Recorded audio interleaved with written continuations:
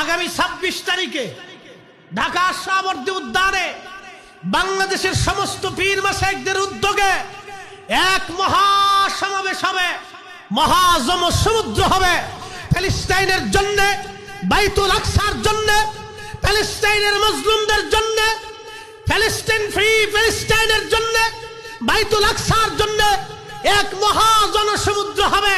আমি মনে করি সিলেটের জমিনের রাহবার, অসংখ্য কোটি সুন্নি জনতার রাহবার শামসুল উলামা আল্লামা সাহেব কেবলা ফুলতুলি রাহিমাহুল্লাহের সুযোগ্য বড় আওলাদ মুফতি সাহেব হুজুর যদি হুকুম দেয়, সিলেটের জমিন থেকে এত মানুষ উপস্থিত হবে যে ঢাকার সোহরাওয়ার্দী উদ্যান ময়দানে শুধু সিলেটের মানুষ দিয়ে সয়লাভ হয়ে যাবে।